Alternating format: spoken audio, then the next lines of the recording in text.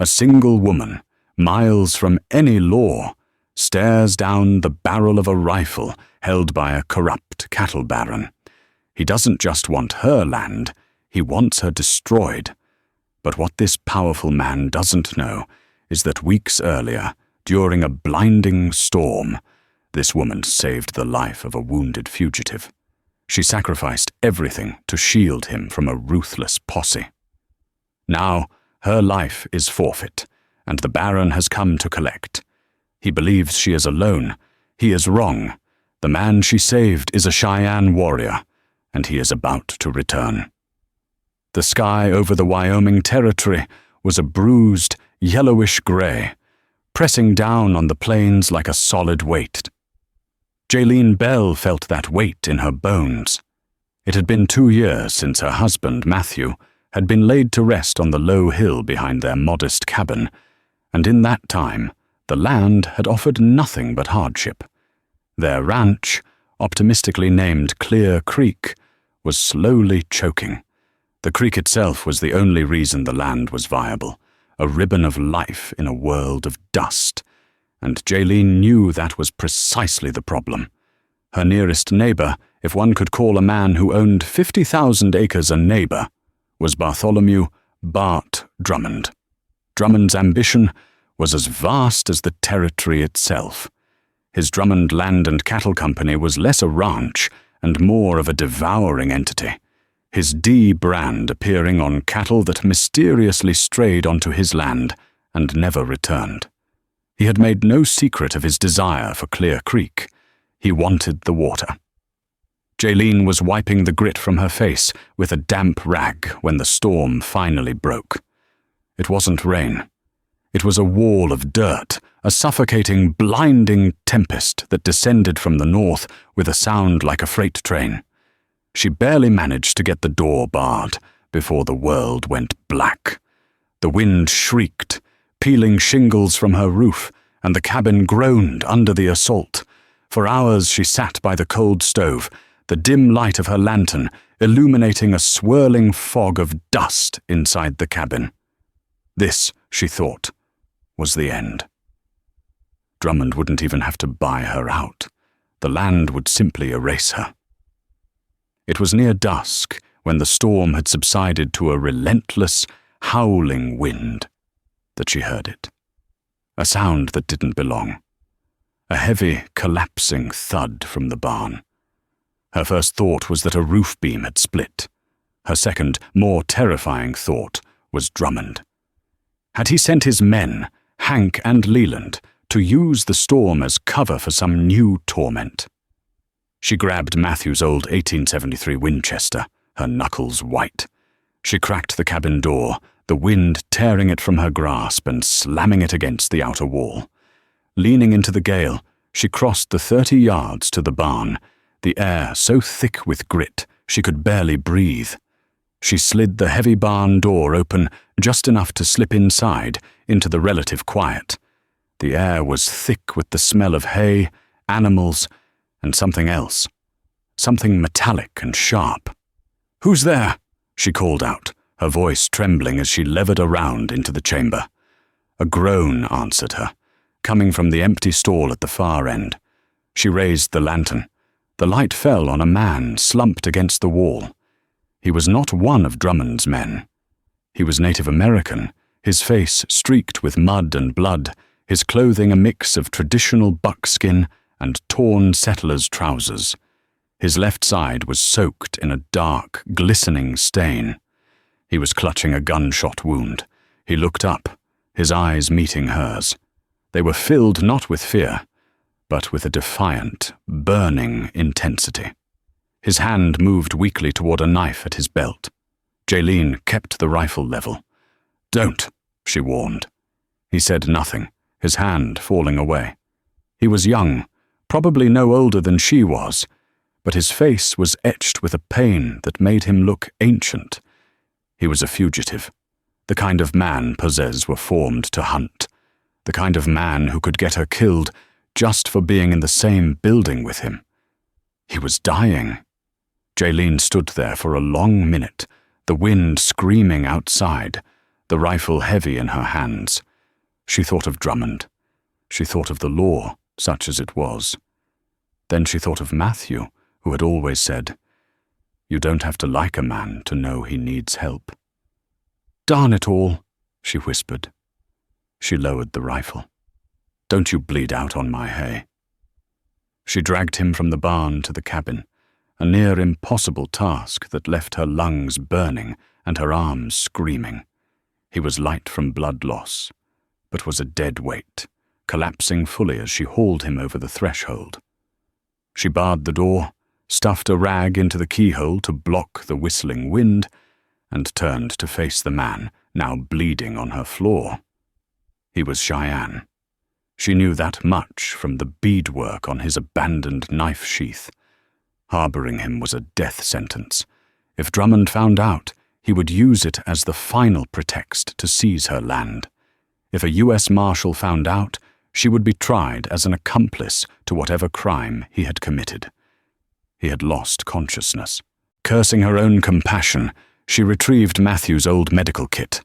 She cut away the blood-soaked fabric. The bullet had gone clean through his side, high on the ribs. It was bad, but perhaps not fatal, if the fever didn't take him. She worked with a grim efficiency, cleaning the wound with whiskey, eliciting a pained hiss from the man as he briefly surfaced, and packing it with dried yarrow and clean linen. She had him drink laudanum-laced water, which he swallowed with suspicion, before succumbing to the drug and his own exhaustion.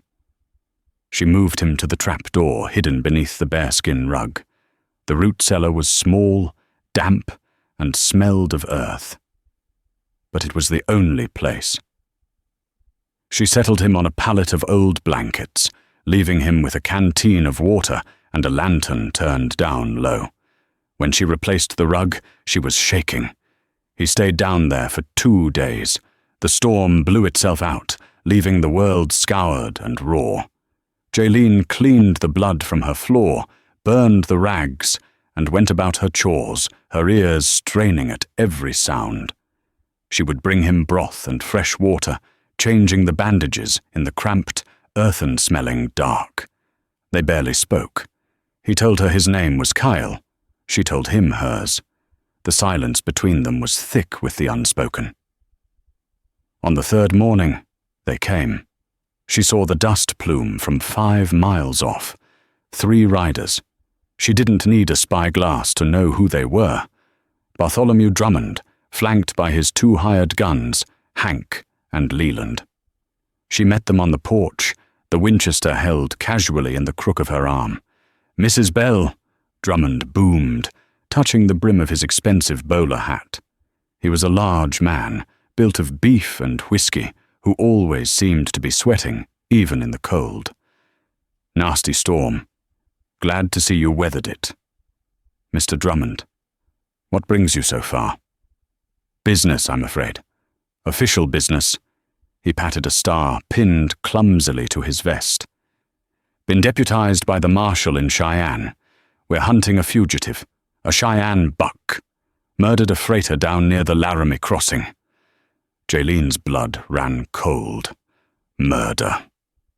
"He's wounded," Drummond continued, his small eyes scanning her property, lingering on the barn. "Shot during the commission of his crime. We tracked him as far as the storm line. You're the only soul for 20 miles in this direction. You seen anyone?" Leland, a gaunt man with a perpetual sneer, spat tobacco juice onto the dust near her steps. "He'd be hard to miss, ma'am. Bleeding like a stuck pig." Jaylene felt the floorboards of the porch beneath her feet. Directly below them, hidden by a rug, a wounded man was listening. She looked Drummond square in the eye. Her heart was a trapped bird against her ribs, but her voice was as flat and dry as the prairie. "Mr. Drummond, I was inside for 2 days. The air was so thick I couldn't see my own hand, let alone a fugitive. I saw nothing. No one." Drummond smiled, a slow, unpleasant spreading of his lips. He didn't believe her. He didn't disbelieve her. He simply enjoyed the power of the question. "A shame," he said, shifting in his saddle. "There's a $500 bounty on his head. Could solve a lot of problems for a woman on her own. A woman, say, who's behind on her feed loans." He knew she got her loans from the bank in Cheyenne, the same bank where he sat on the board of directors. "I saw no one," she repeated. Drummond's smile faded. "Suit yourself. But know this, Mrs. Bell. Harboring a fugitive, especially a red-skin murderer, is a federal crime. They'll take everything. The land, the stock, everything." He nodded toward her small herd of cattle. "It'd all be forfeit. A sensible person would remember that." He pulled his horse's head around, his eyes doing one last, predatory sweep of her cabin. "We'll be camped up on the ridge for a few days, in case you remember anything." They rode off, 3 dark figures against the pale sky. Jaylene didn't move until they were tiny specks in the distance. Only then did she go inside, slide the bolt, and collapse against the door, her entire body shaking. Kyle remained in the cellar for another week. The fever came, as Jaylene had feared, and she spent 2 nights forcing willowbark tea and cold water between his cracked lips, listening to his delirious murmurs in a language she didn't understand. But he was strong. The fever broke, and the wound began to close, the angry red fading to a puckered scar. During his recovery, the silence that had defined them began to thaw. He was wary, but the long hours of shared captivity forged a strange, fragile bond. "You should have let them take me," he said one evening, his voice raspy. He was sitting up, leaning against a sack of potatoes. "I thought about it," Jaylene replied honestly, handing him a bowl of thin rabbit stew. "He will not stop," Kyle said, staring into the stew. "Drummond. You know him?" "He is known." Kyle looked up, his dark eyes sharp. "He was not a deputy, and I am not a murderer." Jaylene paused. "He said you killed a freighter." Cale's face tightened. "Drummond's men, Hank and Leland, they chase our hunting parties off treaty land. They say it is Drummond's land now. My cousin and I, we were tracking a small herd of bison that had strayed. They ambushed us. They killed my cousin." He touched his side. "This was from Leland's rifle. I wounded Hank, but I killed no one. The freighter is a lie to bring the law on his side. A dead freighter is a crime. A dead Indian is just a Tuesday." The bitterness in his voice was a cold counterpoint to the quiet of the cellar. Then came the part that shocked her. His English was perfect, not just learned, but educated. "You speak very well," she said, unable to hide her surprise. "I was sent to the Carlisle Indian School in Pennsylvania," he said, a shadow passing over his face. "They sent me to kill the Indian, save the man. They taught me to read your books and believe in your God. And when I was saved, they sent me back here, to a world that does not want the man or the Indian." This new knowledge complicated everything. He wasn't just a fugitive. He was a man caught between 2 worlds, fighting a war she was now a part of. While Kyle healed, Drummond tightened his grip. The posse on the ridge was a constant, menacing presence. Then, the creek began to shrink. Jaylene walked the 2 miles to her northern property line and found what she dreaded. Using a team of mules, Drummond's men had built a crude dam of rock and timber, diverting the bulk of Clear Creek's flow into a new ditch that led directly to his own pastures. What was left for her was a muddy, pathetic trickle. It was a declaration of war. She knew she had to go to Cheyenne. She left Kyle, now strong enough to walk, but still weak, with the Winchester, a box of cartridges, and all the dried food she had. "He will be back," Kyle warned her, as she prepared her wagon. "He knows you lied." "He doesn't know," she insisted. "He just suspects. I'm going to see the U.S. Marshal, the real one. Diversion of a waterway is illegal." Cale checked the rifle's action. "The law is what men like Drummond say it is. Be careful, Jaylene." The trip to Cheyenne took a full day. The town was bustling, a hub of cattle trade and military supply routes for Fort Laramie. But the office of the U.S. Marshal was a small, dusty room where a bored-looking deputy sat with his boots on the desk. He listened to her story with a sigh, as if she were the 10th person that day to complain.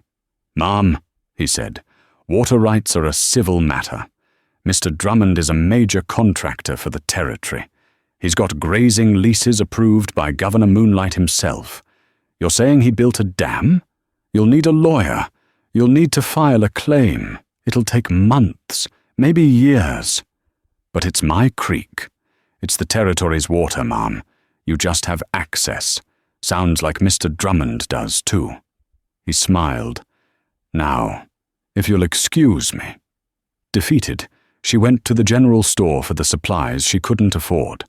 The proprietor, Mr. Gideon, had always been kind to her and Matthew. He was a small, fussy man who always smelled of coffee beans and tobacco. "Jaylene," he said, his face etched with concern, "you look tired to the bone." She told him everything, the dam, the marshal, the hopelessness. He shook his head, polishing a pair of spectacles. "It's a bad business, child. Bart Drummond is a powerful man. He has friends in the legislature. He buys a lot of his supplies here." He lowered his voice. "He's been asking about you. Asking if you've been buying more food than one woman needs." Jaylene's stomach turned to ice. "What did you tell him?" "I told him you were stocking up for winter, of course," Gideon said, looking offended. "But Jaylene, be smart. He's not a man to cross. Maybe you should just take his offer. He'll pay you something, won't he?" "It's not for sale, Gideon." "Everything's for sale, dear," he said, sadly, bagging her flour. "It's just a matter of the price." She left the store with a new, chilling fear. Drummond wasn't just on the ridge. He was in town. He was in the bank. He was in the marshal's office. And he was in the general store. She was surrounded. When she returned to the ranch, Kyle was gone. For a moment, her heart seized in panic. Then she saw it. On the cabin table, next to a neatly piled stack of firewood, was the Winchester, and beside it, a single, perfectly carved piece of wood, shaped and painted to look like a hawk's feather. He had left. He had taken his chances in the wild rather than endanger her further. Jaylene felt a profound, hollow loneliness.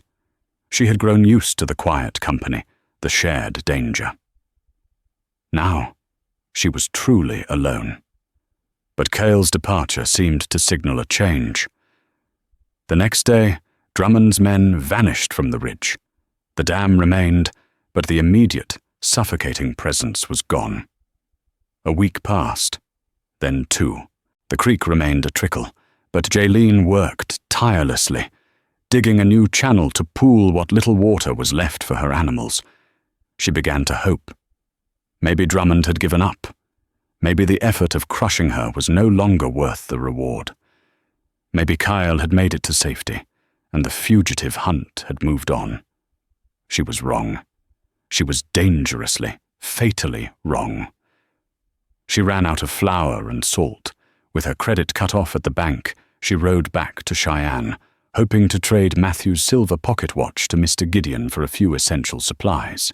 She entered the general store. It was empty of customers. "Gideon!" she called out, moving past the barrels of pickles and crackers. "In the back, Jaylene," he called. "Just sorting a shipment."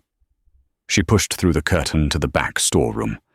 The air was thick with the smell of canvas and cured meats. Mr. Gideon was there, and so was Bartholomew Drummond. He was sitting on a barrel, smoking a cigar, looking as if he owned the place, which Jaylene realized he probably did. "Jaylene," Gideon said, wringing his hands, his face pale. Mr. Drummond just wanted to talk. "Hello, Mrs. Bell," Drummond said, his voice a low, satisfied purr. "Fancy meeting you here. Please close the door." Jaylene's hand went to the empty holster at her belt. She'd left the rifle at the ranch. Drummond noticed the movement and chuckled. "No need for that. We're all friends. Gideon here is a very good friend of mine. He's been keeping an eye on things for me." Gideon wouldn't meet her gaze. The betrayal was so complete it left her breathless. "What do you want, Drummond?" "I want what's mine," he said, standing up. He was a large, intimidating presence in the small room. "I want Clear Creek, and you're going to give it to me." "I told you, it's not for sale." "Oh, it's not a purchase, Mrs. Bell. It's a forfeiture." He smiled. "Gideon here has been very helpful. He's a meticulous man. He tracks his inventory. He noticed you did buy more laudanum and bandages than a healthy woman needs. And then one of my boys, Leland, he's a fine tracker. He found a spot down by the creek where someone had been camping. Found some interesting tracks. Moccasins, a lot of them, from a few weeks back." Jaylene's mind raced. Moccasins, a lot of them? Kyle had been alone. "I don't know what you're talking about." "Don't you?" Drummond stepped closer. "You harbored a federal fugitive, Mrs. Bell, a murderer. I have a witness." He nodded at Gideon, who flinched. "I have the U.S. Marshal's office, who are very interested in collaborators. You lied to a deputized officer. That's a federal crime." He let the words hang in the air. "You're a monster," she whispered. "I'm a businessman," he corrected her. "And here is my proposal. You will sign this." He produced a piece of paper from his coat. "A deed of sale.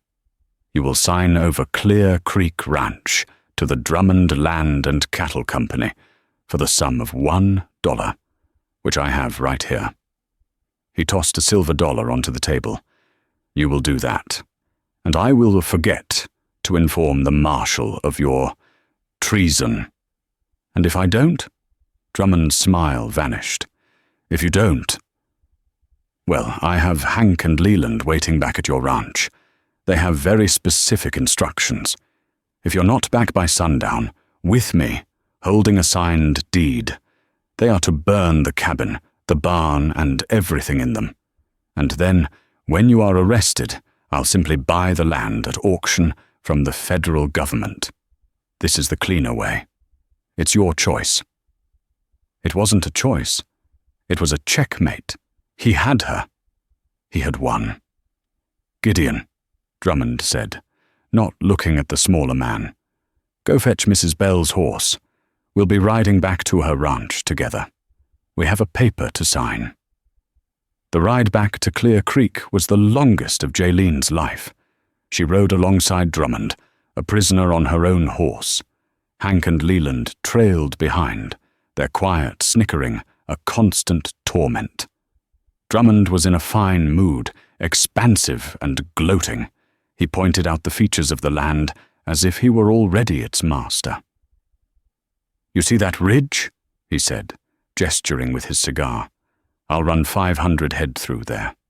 That valley of yours, once we clear the scrub, will be prime grazing. It's all about vision, Jaylene.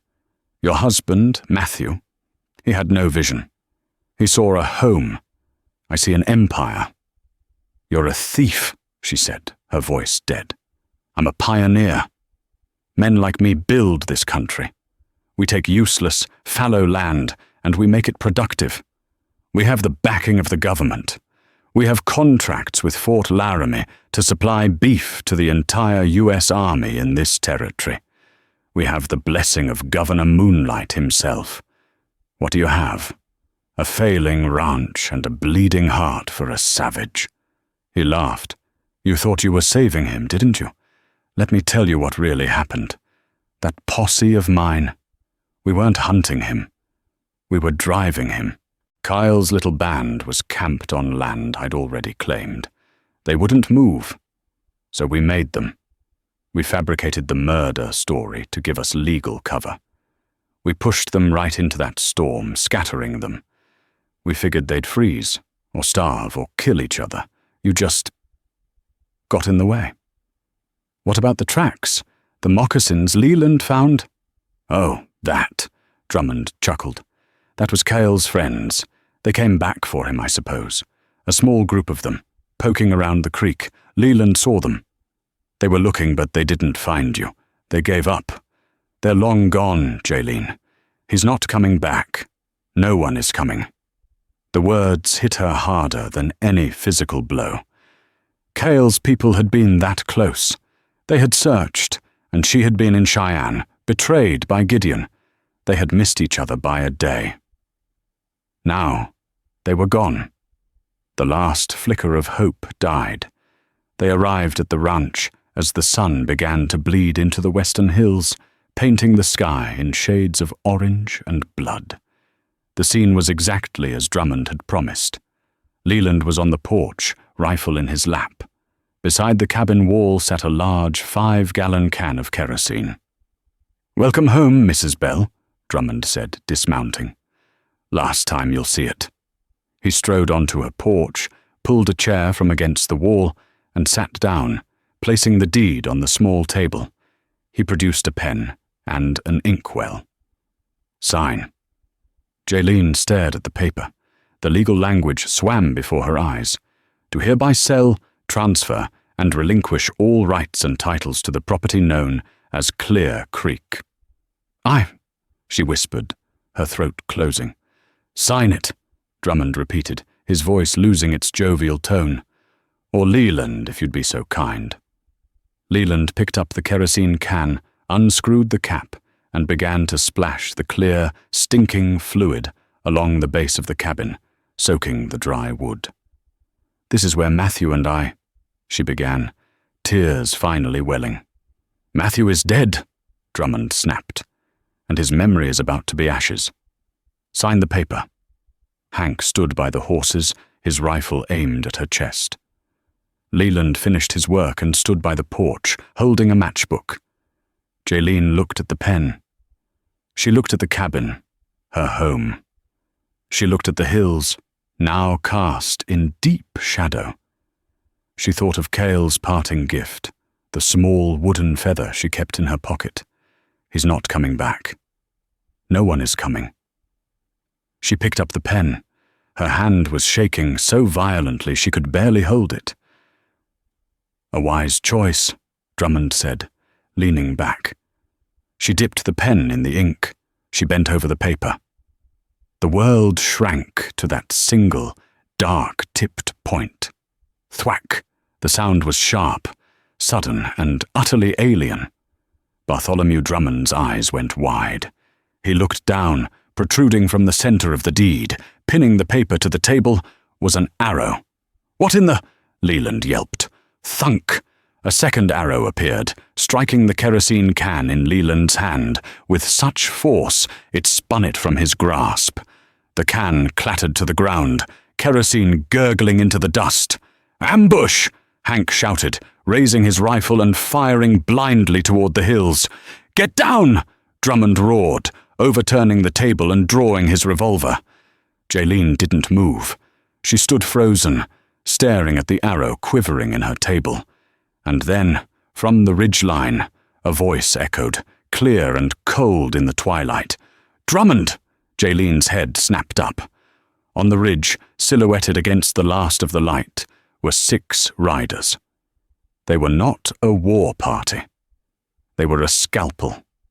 At their lead, sitting straight and proud on his horse, was Kyle.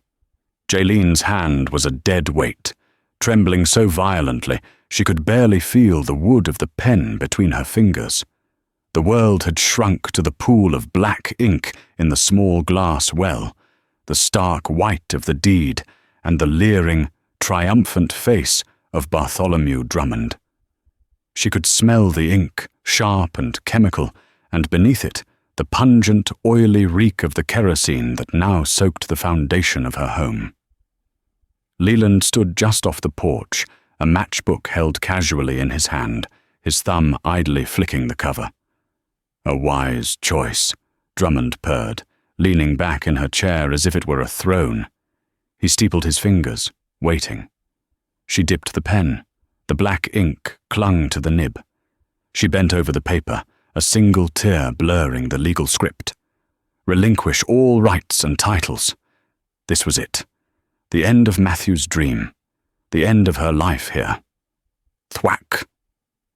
The sound was so sharp, so sudden, it seemed to split the air itself. Bartholomew Drummond's eyes went wide with baffled shock. He looked down. Protruding from the very center of the deed, punching clean through the paper and deep into the wood of her small table, was an arrow. It quivered, the fletching a blur of painted feathers, pinning the document in place. Before anyone could even process the sight, a second, identical sound followed. Thunk! Leland yelped, a sound of pure surprise. The kerosene can in his hand was struck with such percussive force it spun from his grasp, arcing through the air. It clattered to the ground, the cap flying off, and kerosene gurgled into the dust of the yard, the stench now overwhelming. "Ambush!" Hank bellowed, his voice cracking with panic. He was the first to react, raising his rifle and firing a blind, useless shot toward the dark hills. The muzzle flash lit the yard for a split second, illuminating his own terrified face. "Get down, you fools!" Drummond roared. He was no coward. In one motion, he overturned the heavy table, sending the inkwell smashing to the porch boards. He drew his polished revolver and crouched behind the barricade, his eyes small and furious, scanning the ridgeline. Jaylene, however, hadn't moved. She was frozen, her hand still hovering over the pinned deed. She stared at the arrow, a thing so impossible it felt like a hallucination. And then, from that same dark ridge, a voice echoed across the ranch, clear and cold and powerful in the twilight. A voice she thought she would never hear again. "Drummond!" Jaylene's head snapped up. Her heart stopped, then hammered against her ribs with a force that stole her breath. There, silhouetted against the last bloody streaks of the sunset, were 6 riders. They sat motionless on their horses, a line of silent judgment. At their lead, sitting straighter and prouder than any man she had ever seen, was Cale. "It's a trick!" Drummond bellowed from behind the table, his voice laced with more rage than fear. "He's alone. There's only 6 of them. Hank, Leland, fire! Fire, you idiots! Put them down!" Leland, scrambling for his rifle, raised it and fired. The shot went wide, kicking up dirt 100 yards from the ridge. The response was not a volley of gunfire. It was a terrifying, coordinated silence. As if guided by a single mind, the 6 riders split. 2 vanished to the left, down into the darkness of the creek bed. 3 broke right, melting into the rocky gullies that led toward the barn. They didn't ride. They flowed, becoming one with the shadows, disappearing from sight in seconds. Kyle alone remained on the ridge, a motionless sentinel, a target who seemed to have no fear of their bullets. "Where'd they go? Where'd they go?" Hank whispered, his panic escalating. He spun in a circle, his rifle wavering, aiming at ghosts. "I can't see 'em! They're flanking us!" Drummond snarled, recognizing the tactic. He fired 2 quick shots at Cale. The bullets whined uselessly into the vast distance. Cale didn't even flinch. "Hank, watch the barn. Leland, the creek. Don't let them get in close." But his men were ranchers, not soldiers. They were brawlers, not warriors, and they were facing a precision they couldn't comprehend. A bone-chilling war cry erupted, not from the hills, but from the darkness right beside the barn, barely 30 yards away. Hank spun, screaming, and fired his rifle wildly at the sound. A shadow detached itself from the deeper shadow of the barn wall. Before Hank could lever another round, something dark flew through the air. A heavy, stone-headed war club. It struck Hank square in the chest with a sickening, wet crack of bone. The air left his lungs in a single, final gasp. He went down like a felled tree, his rifle clattering on the stones. "Hank!" Leland screamed. It was a fatal mistake. Forgetting his orders, forgetting the danger from the creek, he took 2 steps from the cover of the porch toward his fallen comrade. A single, sharp hiss came from the creek bed. Leland stopped, his mouth open. He looked down. An arrow was protruding from his thigh, a yard of shaft sticking out. He screamed again, a high-pitched, awful sound, and collapsed in the dust, clutching the shaft. It was over in less than 30 seconds. 2 men down, without a single shot fired by Kyle's men. Drummond, now alone, kicked the table aside. His face was a mask of purple rage. He was trapped. His men were neutralized. His plan was in ashes. He raised his revolver, his arm steady, and aimed. Not at the ridge. Not at the shadows. He aimed it square at Jaylene. "You!" he spat, his voice trembling with fury. "You did this! You'll pay!" He cocked the hammer. The click was deafening in the sudden silence. Before he could pull the trigger, a blur of motion exploded from the side of the porch, from the direction of the barn. Kyle. He hadn't stayed on the ridge. He had circled in the dark, using the chaos his men created as the perfect cover. He tackled Drummond with the force of a mountain lion, his shoulder driving into the bigger man's chest. The 2 men crashed off the porch, rolling in the kerosene-soaked dust. Drummond, fueled by pure rage and bulk, was a formidable brawler. He landed a heavy, ham-fisted blow to Kyle's jaw, sending him reeling. He raised his pistol, jamming it against Kyle's side to fire at point-blank range. But Kyle was a warrior. He moved like a striking snake. He didn't fight the gun. He fought the hand.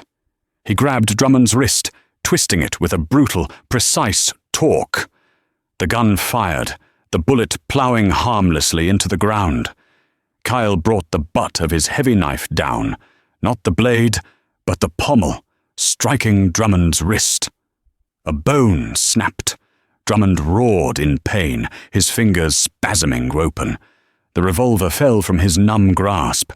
Jaylene, breaking from her trance, saw the gun fall.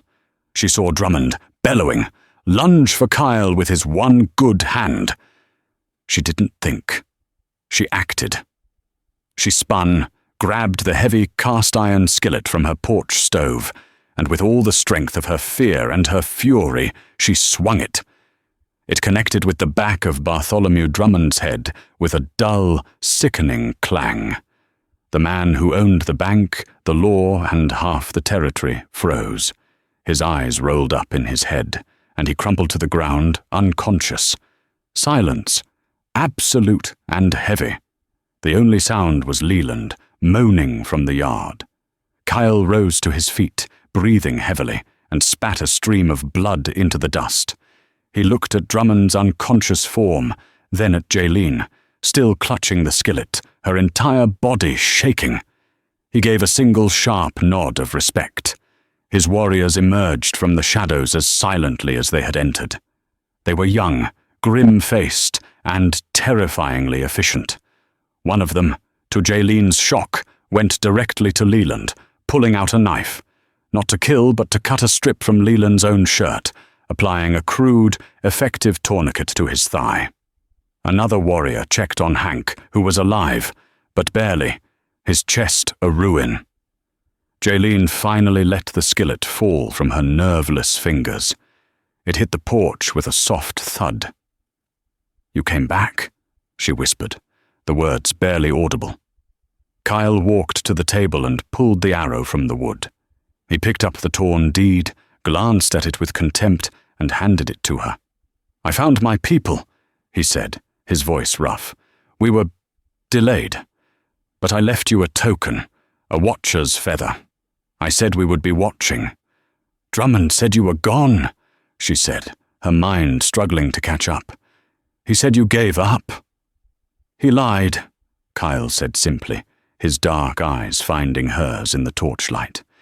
We have been in the hills for a week. We watched him build his dam. We watched his men patrol your land. We waited. We waited for him to gather his men. We waited for him to come to you.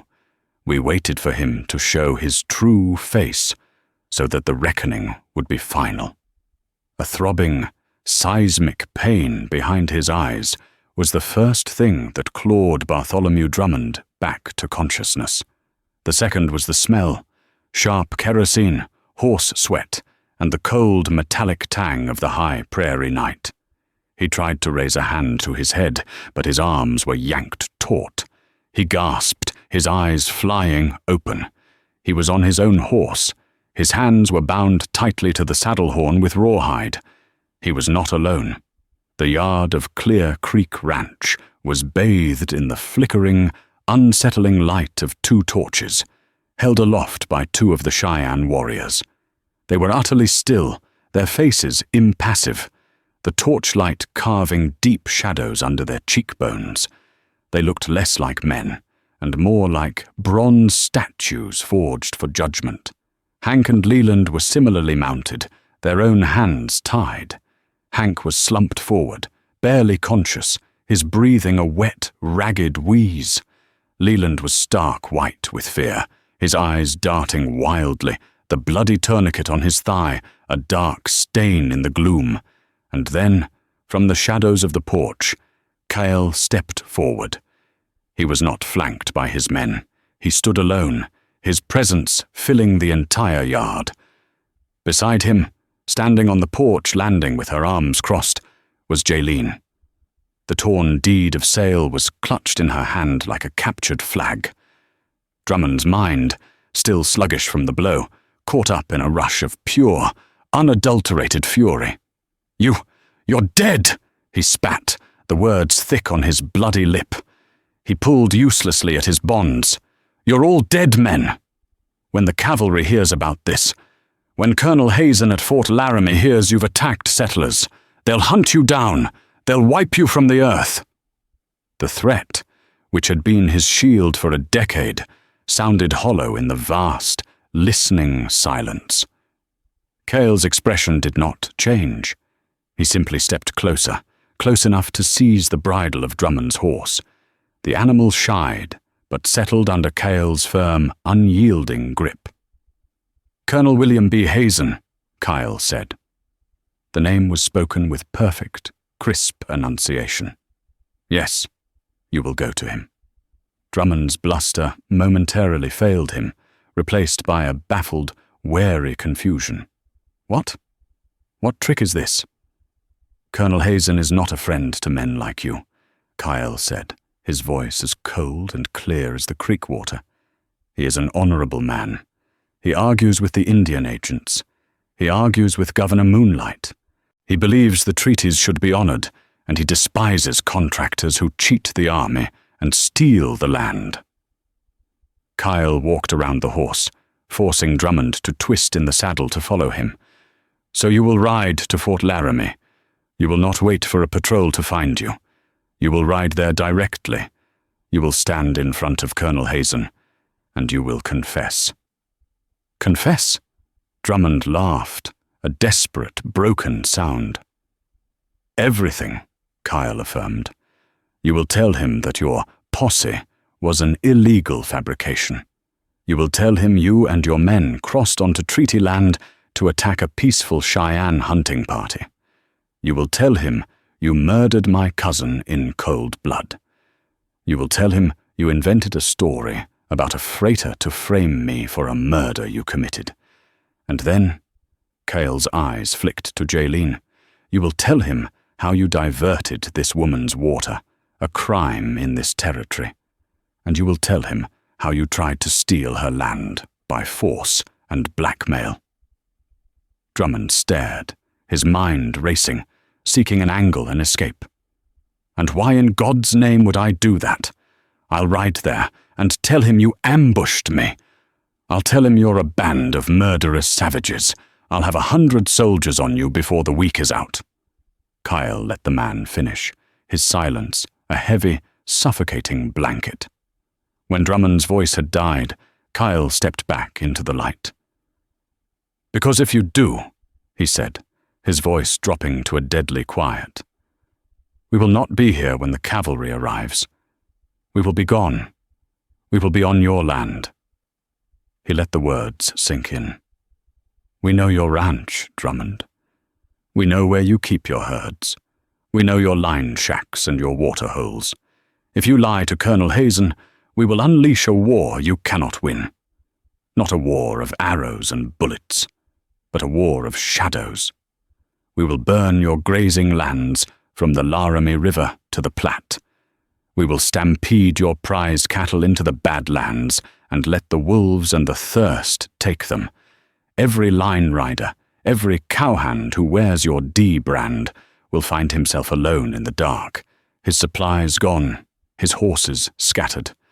We will bleed your empire dry, one steer, one fence post, one terrified man at a time. You will be ruined." Kyle leaned in, his face inches from Drummond's. "Or you will tell Colonel Hazen the truth. You will be charged. You will be humiliated. Your reputation will be shattered. Your precious army contracts will be revoked. You will lose your empire. But you will live. Your men will live." Drummond's sweaty face went pale. He looked from Cale to the silent warriors, then to Jaylene. He saw no mercy. He saw no room for negotiation. It was not a choice between life and death. It was a choice between two kinds of ruin, and Cale had correctly guessed which one his greedy heart would choose. He was a businessman to the end. He would always choose the option that let him keep breathing, even if it was in the poorhouse. The genius of the threat was that it used Drummond's own nature as the weapon. "As for your men," Kyle said, nodding to Hank and Leland, who were watching their boss with a new, dawning contempt. "They will go with you. They are your proof. Their testimony will confirm your confession." Kyle stepped back and, with a sudden, violent motion, slapped the rump of Drummond's horse. "Ride, and do not look back. Clear Creek is not yours. This water is not yours. This land is not yours."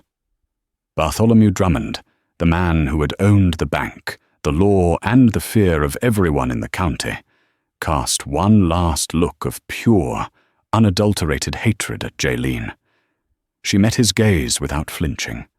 Defeated, shamed and broken, he yanked his horse's head around and kicked it into a desperate, clumsy gallop, his two wounded, bound men trailing miserably behind him into the vast, indifferent darkness. Jaylene listened until the sound of their hoofbeats was completely swallowed by the wind. Kyle and his warriors stayed for 2 more days. They did not enter her cabin again, but made a quiet camp by the creek. Jaylene watched as, with a quiet, focused efficiency, they dismantled Drummond's dam, stone by stone. They worked with the land, not against it, and soon the sweet, rushing, gurgling sound of Clear Creek returning to its full flow filled the air. It was the most beautiful sound she had ever heard. She brought them fresh water from her well and what was left of her smoked meat. They accepted it with silent, respectful nods. The debt was being settled on all sides.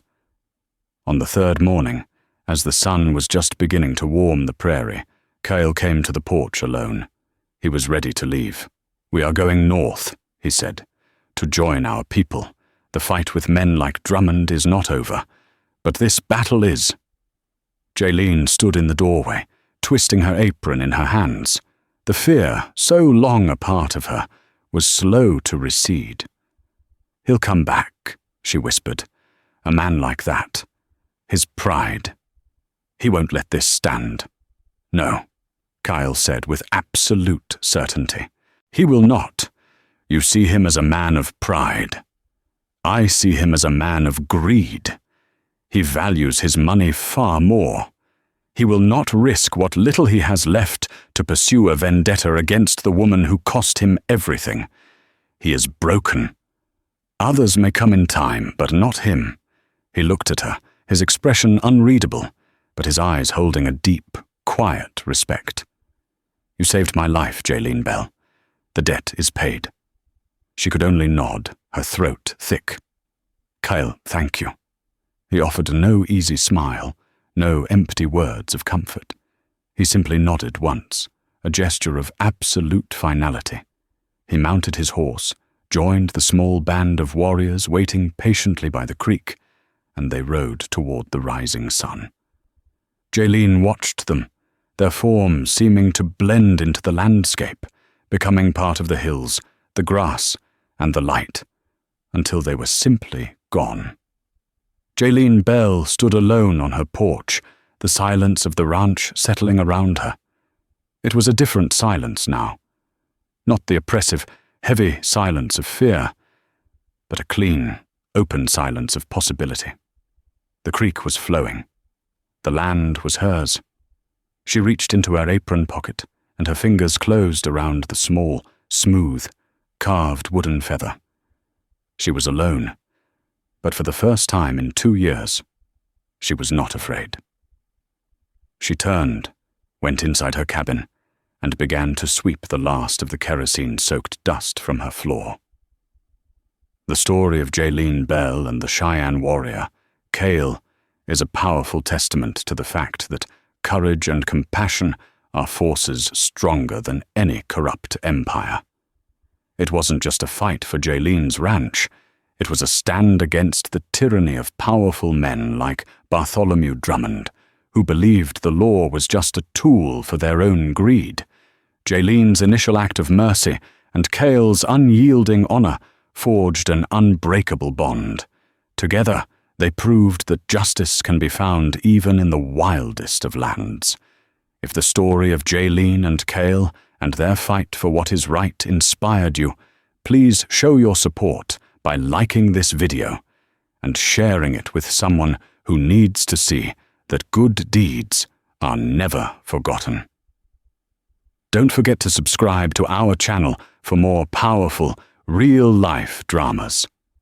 Thank you for watching.